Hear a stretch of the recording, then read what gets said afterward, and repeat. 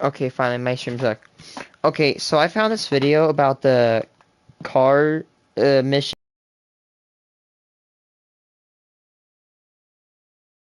for making these cars run off diesel. Why would you do that? I'm not a car expert, but I know with cars is literally like, it's like saying, I'm gonna take scissors and cut the grass. Yes, the scissors are sharper than the mower blades, and they work more effectively, but it doesn't mean that it's the most efficient way of doing things.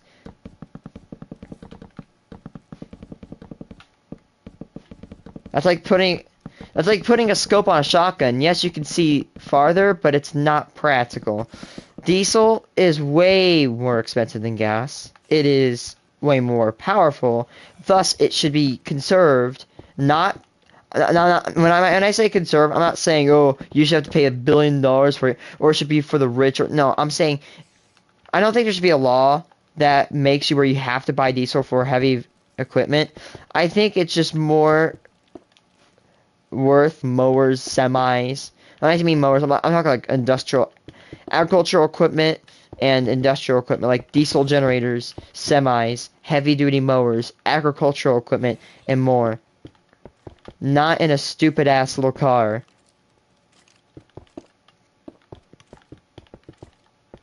Cars are just straight up overdone. We literally have 2,000-pound vehicles that haul only 150 pounds to 300 pounds worth of weight. Like, that's not right. Anyway, I'm gonna watch the video of the VW scandal. Oh, and one more thing before I went here.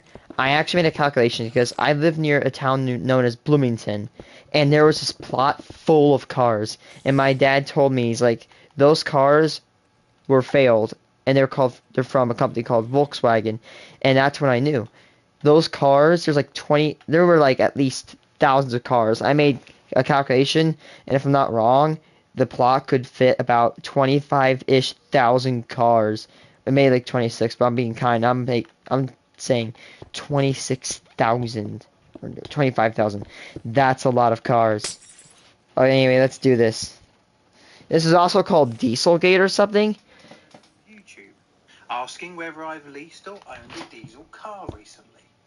This question is usually followed by, join our lawsuit against X manufacturer.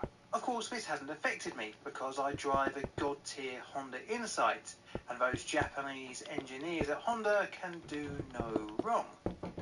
What? Well, these annoyingly smart...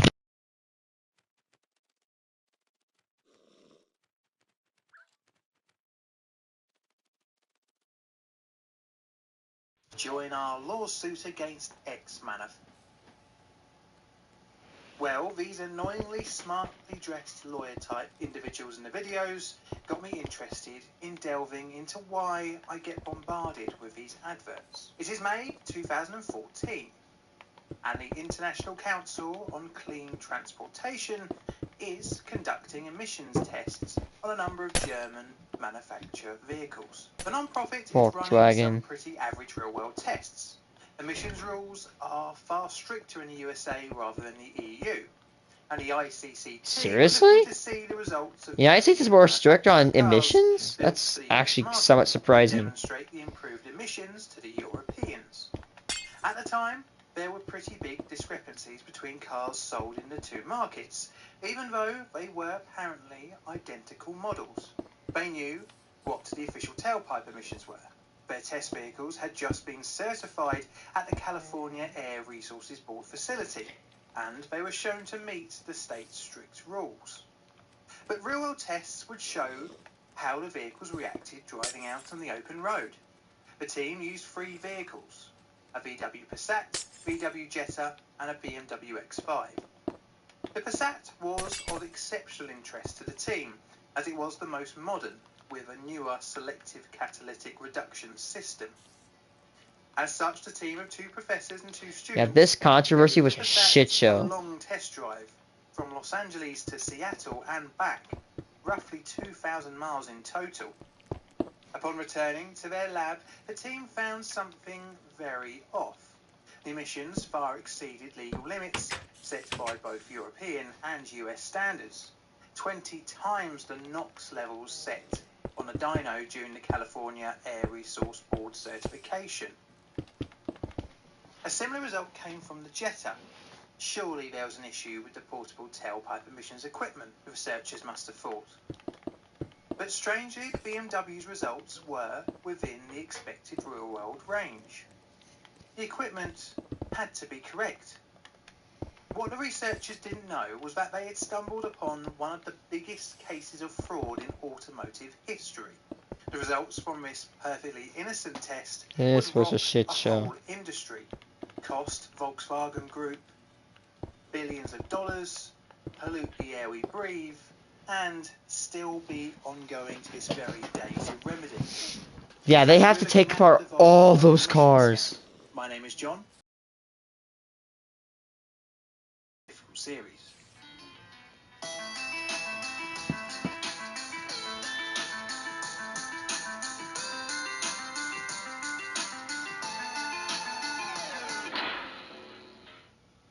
Background. Our story starts Please tell me he strangely mentions not with Bloomington. BMW, but another German manufacturer, Mercedes, with a personal dream car of mine, the 300 SD. Apart from looking like a West Berlin taxi, yes, I know it was more the 123, but, you know, pale yellow diesel Mercedes equals taxi, and for me, it's got to be that bleached yellow on a vintage Merc. But this is irrelevant to our story. Anyway, the W116-300SD was the first sedan vehicle to make use of a turbo diesel engine. And like with most flagship Mercedes products, after a few years, it made its way down to the cars and the masses. I'm still hoping for my Honda to grow night vision cameras, like I seem to remember Clarkson once saying in an episode of Top Gear. Well, the engine in the W116 was indirectly fuel injected. 7 years later, a direct injection turbo diesel had actually made its way into a car available for mere mortals. This was the 1986 Fiat Croma TDI, liftback sedan. And Volkswagen would follow in 1989 with their own direct injection turbo diesel. I should say that diesels in Volkswagen vehicles weren't a new thing in 1989. They had been selling Golfs with naturally aspirated 1.5 units since 1976. And they had even been experimenting in the 1950s with a diesel-powered... You know, I'm gonna actually, well, I might say it makes me sound hypocritical, but hear me out. My dad has this truck, and it is run off diesel. And, oh, you started ranting about... Okay, hear me out. The truck my dad uses is a heavy-duty truck. He uses it to pull around a trailer, a heavy-ass trailer, that you can't pull with another car or else it'll damage it. Now, those cars, in my opinion, those are good cars. Like, if the vehicle you're using is like a not like a semi or a box truck, but like something like that is supposed to haul loads, then I can kind of get it. Like a school bus. Those haul around loads of heavy people. I mean, not like, no, not calling them fat, just saying when you have a ton of people hauled together, it makes a heavyweight. Using naturally aspirated diesel engines, the cars were painfully slow, horrendously loud, and were very shaky. It was the implementation of turbocharging and direct injection that would push diesel engines to become more usable and less agricultural. But why diesel in the first place? Well, the answer is pretty simple: cost. That is, in fuel economy and reliability. These engines work by How's it going? compressing diesel fuel to the point it spontaneously Why would combusts. anybody in their right frickin' mind use diesel as a fuel in a car? Energy is lost during operation. Back to 1989 and the VW Group's first direction injection turbo diesel, which was named the TDI. I have to preface this again. Diesel is literally engineered for the tough stuff: semis, heavy mowers, school buses, heavy loaders, heavy towers, construction equipment, agricultural equipment, and more. Like the lightest initial lawns, we have literally 10 acres. That's like three suburban plots, like three suburban plots in a city, right? Worth of grass. And when you have that much, that's when you call for a diesel tractor or a diesel mower. 0.5-litre cylinder unit and became available in the Audi 100. And from there, demand grew. For this new, smoother, more efficient engine, so did the development of the system. In the ever-continuing battle to reduce turbo lag...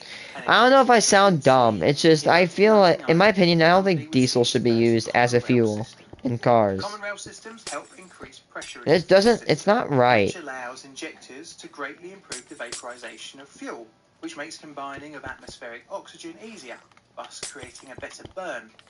These engines are more efficient and, if properly engineered, have longer durability. Refined engines are still noisy and slower compared to similar turbocharged and displacement petrol engines. But the main thing is higher NOx emissions. Okay, we need to pause here before we get into the scandal to quickly discuss NOx. NOx? I could tell by that sound it's something toxic or something like noxious. Nitrogen oxides. NOx gases in our story are byproducts from combustion. When hydrocarbons are burned at high temperatures, the nitrogen and oxygen react to form nitrogen oxides, which are molecules containing one nitrogen... Actually, here's how you can imagine it. Basically, you're taking a hammer and you're breaking apart atoms. Like, they break apart and then they reform into brand new. For example, let's say if I have a hydrogen bonded to like chlorine and I have nitrogen bonded, this is not chemically legal, like not illegal as in like you know, like you can't break like a law or rule. Like this is in the world of chemistry, this isn't legal. Like let's say we have element A, whatever it is, element A bonded to element B and element C bonded to element D. If you break those up, you could form bonds like element A to C and D to B. Like, they just kind of, like, break apart and reform together. If I were you, I would learn about, like, empirical BS. Or, I don't know what it was called, I forgot. But there was a way to calculate it, like, there's a way to calculate combustion reactions. Combustion will always generate water vapor and carbon dioxide gas. For combustion to occur, you need oxygen, carbon, and hydrogen. Oxygen is the easiest to obtain because it's literally in our atmosphere. No, you cannot. It cannot be water. You have to do this. In humans, asthma, diabetes, DNA mutations, cancers, and other respiratory conditions. The latter is, well, acid rain. Needless to say, that stuff is pretty nasty. The high temperature caused by the high pressures needed to create combustion is perfect for the production of fine particles in the form of NOx. It is thought that diesel engines produce between 5 to 10 times more NOx in comparison to a petrol car.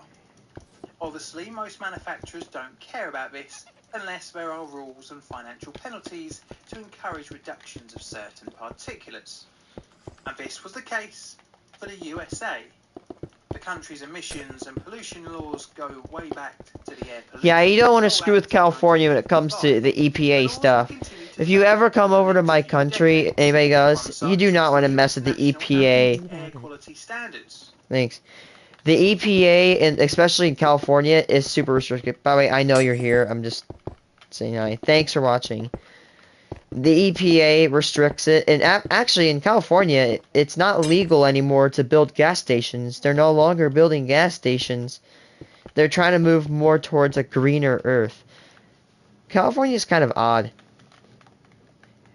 California, go for the beautiful countryside. Stay because it's such a tax-heavy state. Same with Illinois. Dude, I looked up a bit. I did a research project. I'm sorry, I'm stuttering. I did a research project, and the average cost of a home in San Francisco is like $1.4 million. You can literally just buy a plot and get a trailer home and camp on there for like the same price. Go on. which was an amendment in 1990 to an earlier Clean Air Act. This amendment I was aimed at forgot. There was something that kicked off the Clean Air Act in my country. I don't know what it was, but there was this really bad event. You know, what? Why it was the Clean Air Act? What was it?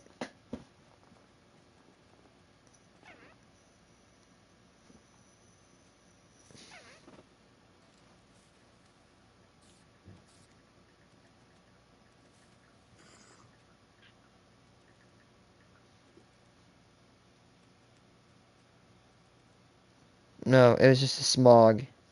several particulates. Because here's what happens with carbon dioxide in the atmosphere. What happens is that carbon dioxide gas reflects heat rays from the sun. And you're probably starting to know what's going to happen. Once there's so much CO2 in the air, it hits the earth, goes up, and if it hits an atom, it goes back down. You ever see a pinball machine, right? And you hit it a certain way and it goes ricochet, ricochet, ricochet? That's what happens to heat in the Earth's atmosphere. And that is why global warming exists. And bad news, by quite literally using CO2 emitting machines, it's only adding on to that blanket.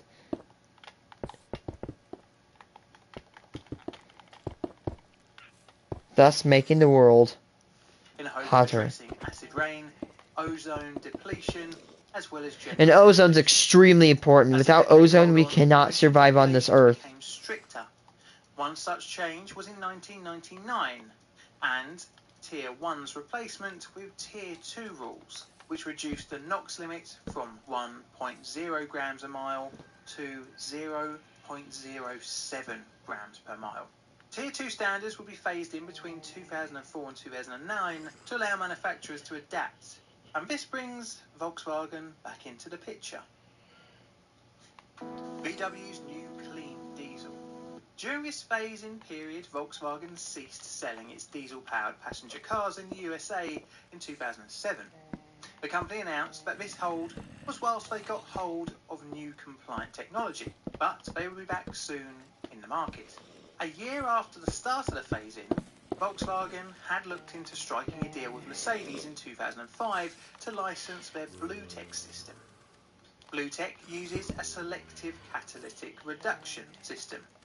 This uses diesel exhaust fluid known as AdBlue and a system of NOx absorbers. AdBlue is a mixture of urea and deionized water.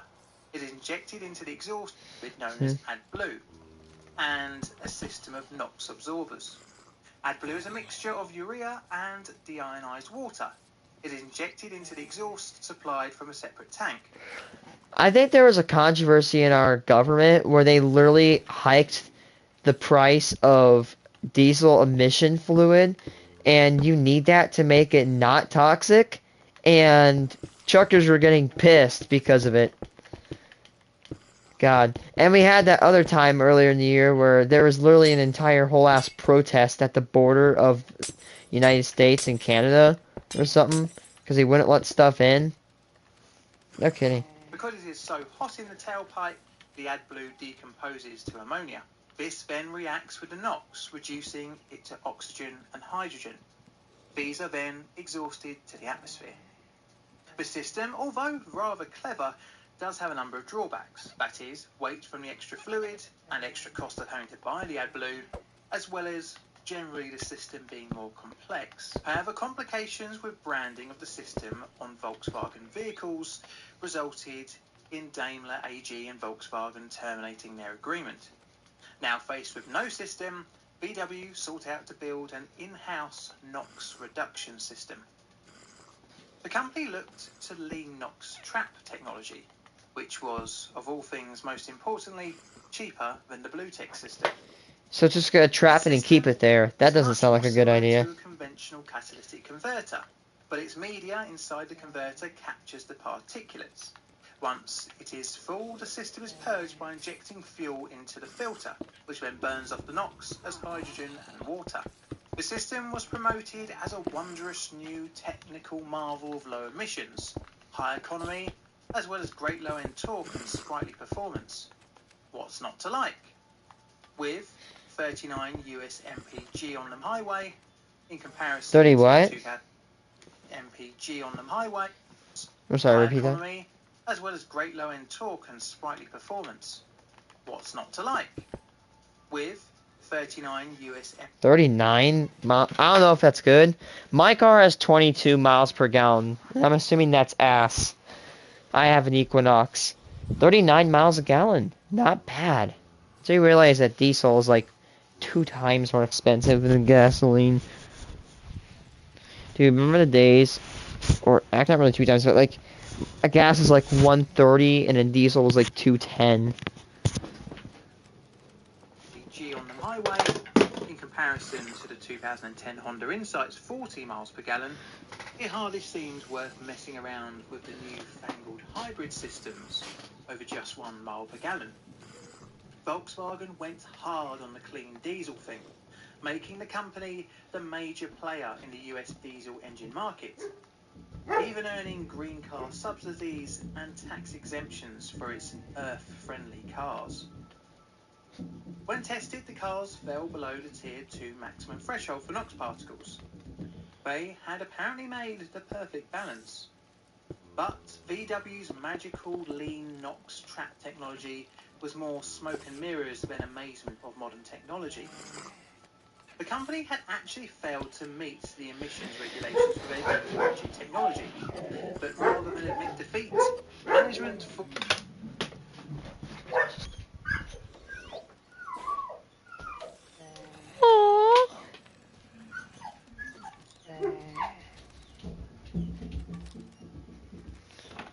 Is there a cat in there? Is there a cat in there? She is crying. Look, Grace. Hop up here. There's more room. Ooh, she's crying. You're making her cry. Get down. Get down. Get back. Shut the... Get back. She's insistent. Shut the garage door. Shut the garage door.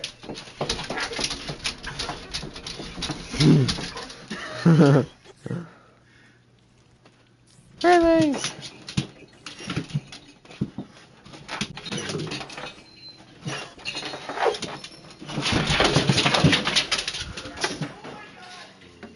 Oh my, oh my, oh my, oh my, oh my, oh my. Hey, tomorrow we're gonna knock out Stain.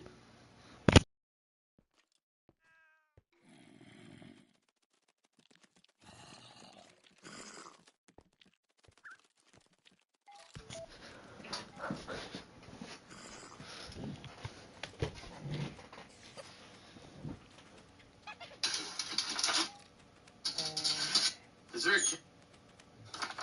there a cat in there?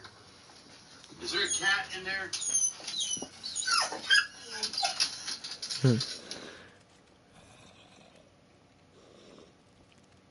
of a deceptive way to pass testing. You've spent decades protecting your family. They're your kingdom, and you'd never leave them unprepared after you're gone. Crap. The defeat device. You see, engines could meet regulations, but only when heavily detuned, resulting in the vehicle being more reminiscent of the 1970s level of power and economy. VW had a solution to this problem. How about having two operating modes in the engine control unit software? One for during emissions testing and another for the real world. The former would reduce power and efficiency purely for the purpose of passing national tailpipe regulations, and the latter for normal day-to-day driving. How did the car know? Well, modern cars have loads of sensors, such as throttle, steering, body control, traction control, etc. The ECU would be able to figure out, due to the lack of input from things like the BCM and steering sensors, that it was being emissions tested. At this point, the ECU would change to its testing mode and thus nerf engine performance. It goes without saying that Volkswagen Audi Group didn't tell anyone about this software, and thus the deceit was set. Uh-oh. Emissions. Too good to be true. The USA in the late 2000s had some of the strictest emissions testing in the world, and Volkswagen Audi cars were meeting these standards. Even though cars with the same engines in Europe were showing to meet Euro 5 rules, but exceeded the US Tier 2 rules. And this brings us back to the ICCT and their testing of that Jetta, Passat and X5 in 2014. The test was commissioned by John German, co-lead of the US branch of ICCT, after a request from Peter Monk, the head of the ICCT's European branch. The four-person team, the ones who had been conducting the tests, repeatedly checked over their results. After every test, it was seen that the Volkswagens were repeatedly emitting far higher than the official figures. Their results were passed back to German, who then passed them on to the EPA and CARB in May 2014. The EPA began its own investigation and found their real-world tests also to be far higher than lab testing. VW were asked why.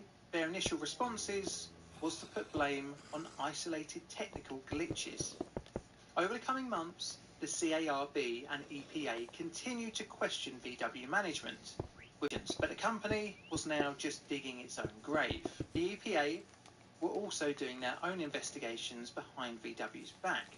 ECU defeat devices were not unknown to the industry, and because of this, the EPA focused its investigation on the onboard engine control system. Using owners' forums and Volkswagen's own service manuals, computer scientists were able to obtain and test the ECU's code. After nearly a year of searching, a line of code named acoustic condition was found. This code was responsible for taking the information from the speed, steering and traction control sensors and determining if the car was being tested. The code originally did work to manage the noise of the engine upon startup, but it served as the perfect camouflage to hide the defeat software. In August 2015, VW employees met with the EPA. They were given a script approved by management, which would continue to conceal the defeat device, but these employees ended up blowing the whistle. They told the EPA that there were two modes of operation programmed into at least the 2-litre diesel engine, aimed at circumventing emissions tests. The smoking gun had been found. Time to confront the company. The EPA took their findings and issued a notice of violation to September 2015. The company had admitted to the deception a few days before the official notice, but had written the original software, with the original intention for it to be used only for in-house testing. Bosch had even stated to not use it in production vehicles, but obviously that was ignored by Volkswagen. On the 23rd of December, VW CEO Martin Winterkorn released this statement when he reluctantly stepped down from his position. I am shocked by the events of the past few days. I am stunned that misconduct on such a scale was possible in the Volkswagen Group. As CEO, I accept responsibility for the irregularities, and I am doing this in the interests of the company, even though I am not aware of any wrongdoing on my part. Well, the US government would beg to differ, but we will talk about that in a bit. The company, around the same time, stated that some 11 million cars were potentially affected worldwide. Volkswagen Audi Group announced on the 29th of September 2015 that it was planning to recall and refit the 11 million vehicles from brands Audi, VW, Skoda. And one of those Porsche. facilities is located in Bloomington, These Illinois. vehicles were scattered throughout the US, UK, EU, as well as many other countries across the globe. Some engines would require hardware fixes, where some others only just a software tweak. In the USA, VW dealerships were only allowed to sell some brand new 2015 or 2016 models, but no second-hand diesel engine cars. Needless to say, this was another financial hit, but the biggest was yet to come. When you live with moderate to severe Crohn's disease or ulcerative colitis, your day can be full of reminders of your condition. Never Abbott, knowing what is up, my guy? Looking good, Abbott. The aftermath. A day after the announcement on the 21st of September, VW's stock dropped by 20%. Another day later, after a $7.3 billion spend confirmed by the company, the stock dropped another 17%. Damn. 2016 wouldn't be any better. In March, Volkswagen US CEO Michael Horn resigned, followed by the company agreeing to buy back some 500,000 cars in the US in April, as well as offer compensation. Sales of VW cars dropped on average 24% in the US during 2015 after the scandal. On the 11th of January 2016, Volkswagen agreed to admit guilt on an indictment relating to the emissions scandal. As a punishment, they were ordered to pay $4.3 billion in penalties.